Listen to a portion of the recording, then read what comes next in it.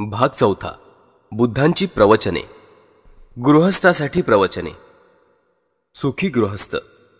एकदा अनाथपिंडक भगवंतांकडे आला आणि त्यांना अभिवादन करून जवळच्या आसनावर बसला. गृहस्थाचे सुख कशात आहे हे जाणण्याची अनाथपिंडकाला उत्सुकता लागली होती. म्हणून अनाथपिंडकाने गृहस्थांच्या सुखाचे रहस्य सांगण्याची भगवंतांना विनंती केली. भगवंत म्हणाले, गृहस्थाचे पहिले सुख स्वामित्वामध्ये आहे. गृहस्थाजवळ धन असतं, त्याने ते न्यायाने, भलेपणाने, उद्योगाने, शरीर सामर्थ्याने आणि निढळाच्या घामाने कमवलेलं असतं. मी हे धन न्यायाने मिळवलेलं आहे या विचाराने गृहस्थाला सुख वाटते. दुसरं सुख आहे उपभोगाचं. गृहस्थाजवळ धन असते, ते त्याने न्यायाने, भलेपणाने, उद्योगाने, शरीर सामर्थ्याने आणि निढळाच्या घामाने कमवलेलं असतं. त्या धनाचा तो उपयोग घेतो आणि पुण्यकर्म करतो. न्यायाने मिळवलेल्या माझ्या धनाच्या जोरावर मी पुण्यकृत्य करीत आहे या विचाराने त्याला सुख मिळते. तिसरं सुख म्हणजे अनऋण. गृहस्थ कोणाचेही लहान मोठे ऋण लागत नाही, त्यामुळे तो सुखी असतो. मी कोणाचेच काही ऋण लागत नाही या आणि अशा विचाराने तो सुखी होतो. चौथं सुख निर्दोषतेचे. काया, वाचा, मनसा निर्दोष कृत्य करत राहिल्याने गृहस्थ हा सुखी होतो. अनाथपिंडक जर गृहस्थ प्रयत्न करील तर खरोखर त्याला या चारही प्रकारचे सुख लाभेल. पुत्रापेक्षा कन्या बरी. एकदा भगवान बुद्ध श्रावस्ती येथे राहत असताना कोसल राजा पसेंदी त्यांना भेटण्यासाठी आला. राजा भगवंतांशी संभाषण करत असताना राजवाड्यातून एक दूत आला आणि राजापाशी जाऊन त्यांनी राणी मल्लिका प्रसूत होऊन तिला कन्या झाल्याचे वृत्त त्याला सांगितले. हे वृत्त ऐकून राजा फार खिन्न झालेला दिसला. भगवंतांनी राजाला त्याच्या खिन्नतेचे कारण विचारले. राजाने सांगितले की राणी मल्लिका प्रसूत होऊन कन्या झाल्याची वाईट वार्ता मला नुकतीच कळली आहे. यावर परिस्थिती ओळखून भगवंत म्हणाले, राजा, कन्या ही पुत्रापेक्षा अधिक चांगली निपजण्याचा संभव आहे. ती शहाणी आणि सद्गुणी कन्या पत्नी, माता अशा त्रिविध भूमिका करणारी आहे.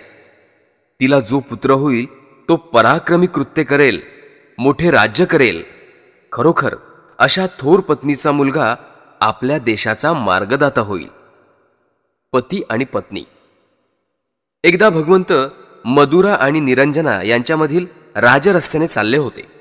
या रस्त्यावर त्यांना पुष्कळ गृहस्थ आणि त्यांच्या पत्नी भेटल्या. तेव्हा भगवंतांनी रस्ता सोडून एका झाडाखाली आसन स्वीकारले. गृहस्थ आणि त्यांच्या पत्नीने त्यांना अशा रीतीने स्थानापन्न झाल्याचे पाहिले. सगळेजण भगवंताजवळ आले. त्यांनी भगवंतांना अभिवादन केलं आणि जवळच बसून त्यांना विचारलं, भगवंत, पती पत्नीमधील सुयोग्य संबंध कोणता? त्यावर भगवंतांनी त्यांना उत्तर दिलं, हे गृहस्थ हो, पती पत्नींना 4 प्रकारे राहता येतं. दुष्ट पुरुष दुष्ट स्त्रीबरोबर राहत असेल, दुष्ट पुरुष देवतेबरोबर राहत असेल, सत्पुरुष दुष्ट स्त्रीबरोबर राहत असेल आणि कदाचित सत्पुरुष एखाद्या देवतातुल्य स्त्रीबरोबर राहत असेल. गृहस्थ हो, दुष्ट पुरुषाचे जीवन म्हणजे हत्या, चोरी, अपवित्रता, असत्य भाषण, मद्यपान, दुष्ट आणि पापी वर्तणूक, मोहाविष्ट मन आणि सत्पुरुषांची निंदा यांनी भरलेले असतं आणि त्याच्या दुष्ट स्त्रीचे जीवनही तद्वतच असतं. अशा प्रकारे सद्गृहस्थ हो, दुष्ट पुरुष दुष्ट स्त्रीबरोबर जीवन व्यतीत करत असतो. गृहस्थ हो, दुष्ट पती आणि देवतातुल्य पत्नी यांच्या जीवनात पती वर सांगितल्याप्रमाणे वर्तन करत असतो, पण पत्नी हत्या, चोरी, व्यभिचार, असत्य भाषण, मद्यपान यांच्यापासून परावृत्त असते. तिची वर्तणूक सद्गुणी आणि हितकर असते. अंतःकरण मोहाधीन नसतं. ती आपल्या कौटुंबिक जीवनात सद्गुणी माणसाची निंदा करत नाही किंवा त्यांना उद्देशून अपशब्द सुद्धा बोलत नाही.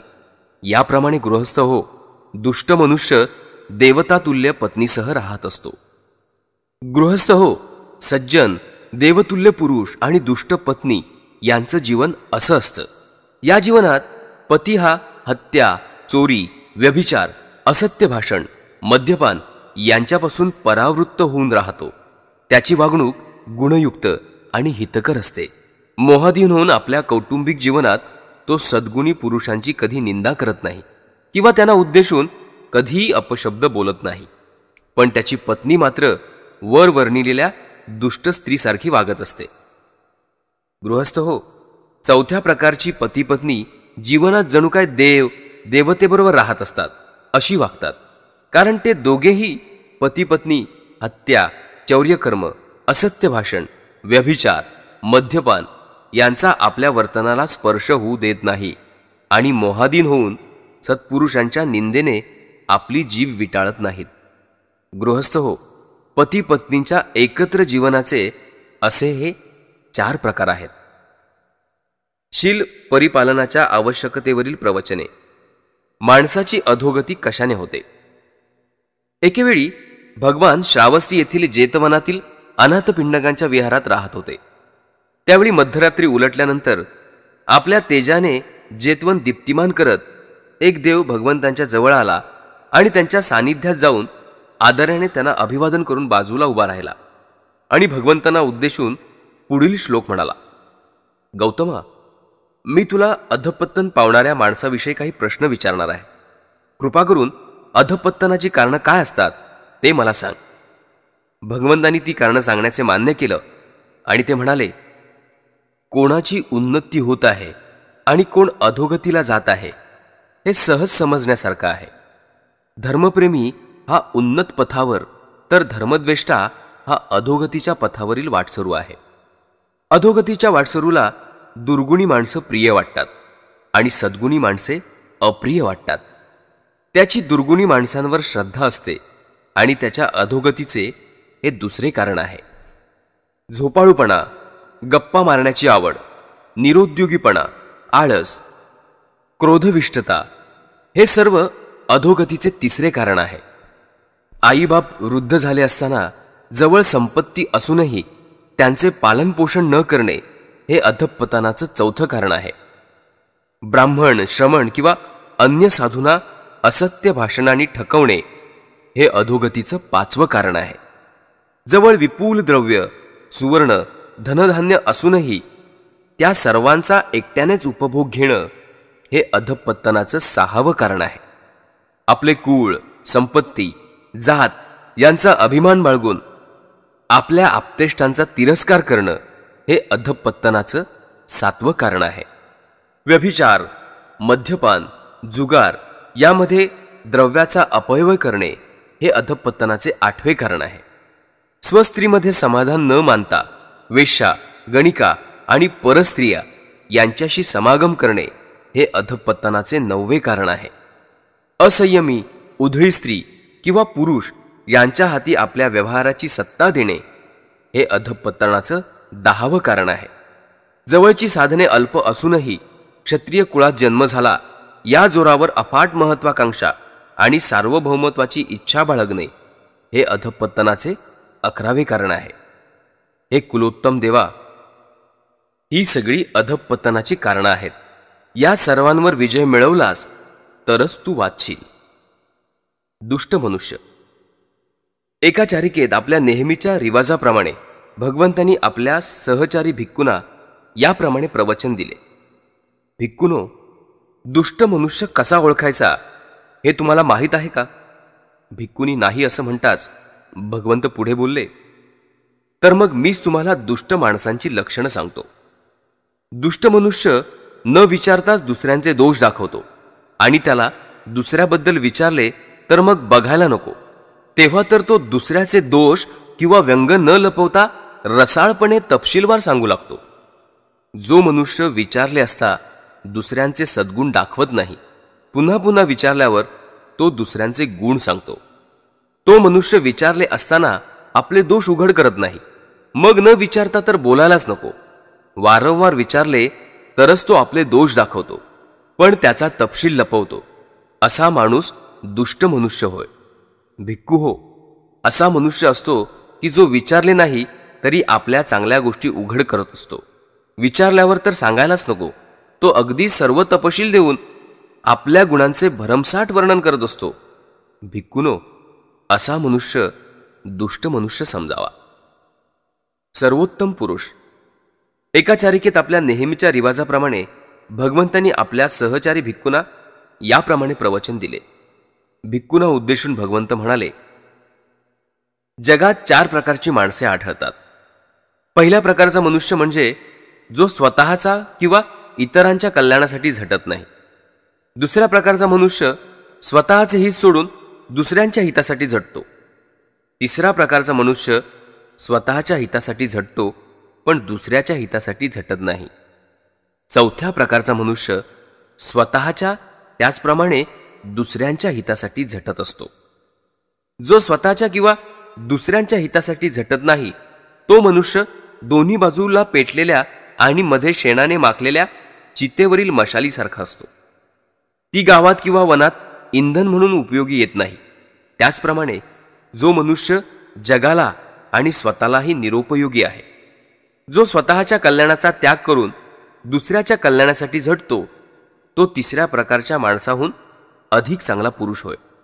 आणि जो स्वतःच्या आणि इतरांच्या कल्याणासाठी झटतो तो सर्वात उत्तम पुरुष समजावा.